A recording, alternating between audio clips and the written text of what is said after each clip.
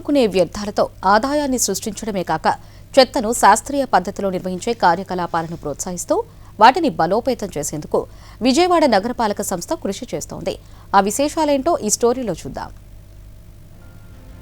స్వచ్ఛ భారత్ అభియాన్ స్ఫూర్తితో దేశం స్వచ్ఛత దిశగా అడుగులు వేస్తోంది. స్వచ్ఛ భారత్ తో గ్రామాలు, నగరాలు, పట్టణాలు, జిల్లాలు, రాష్ట్రాలు స్వచ్ఛందంగా రూపుదిద్దుకుంటున్నాయి. పరిసరాల పరిశుభ్రతతో పాటు చెత్త నుంచి సంపద తయారీ కూడా వడివడిగా సాగుతోంది. చెత్తను సరైన రీతిలో శుద్ధి చేస్తే 80 నుంచి 90% తిరిగి వినియోగించుకోవచ్చని నిపుణులు చెబుతున్నారు. క్షేత్రస్థాయిలోనే ఉత్పత్తయ్యే సేంద్రియ వ్యర్థాలు, రాలిన ఎండు పండుటాకులు, మాగిన పశువుల పేడలతో వర్మీ కంపోస్ట్ ఎరువు తయారీపై విజయవాడ నగరపాలక సంస్థ కృషి చేస్తోంది. ఇందులో భాగంగా నగరపాలక సంస్థ, అగ్రికల్చర్ టెక్నాలజీ మేనేజ్మెంట్ సంయుక్తంగా రాష్ట్రంలోని రసాయనిక ఎరువులు, పురుగు మందుల డీలర్లకు అవగాహన తరగతులను నిర్వహించి క్షేత్రస్థాయిలోనే చెత్త విభజన, సేకరణ, నిర్వహణ, నిర్మూలన, సక్రమ వినియోగం ద్వారా సేంద్రియ కంపోస్ట్ తయారీ, వానపాముల ఎరువు తయారీ ప్రక్రియలపై అవగాహన కల్పిస్తున్నారు. వర్మీ కంపోస్ట్ ప్రక్రియల ద్వారా మానవాళికి కలిగే ఆర్థిక, ఆరోగ్య, విద్య, వైద్య, ఉపాధి, పర్యాటక, పర్యావరణ,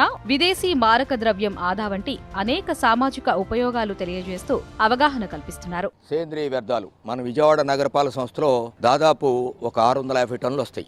650 టన్నుల్లో 350 టన్నులు సింహభాగం సేంద్రియ వ్యర్థాలు వస్తాయి.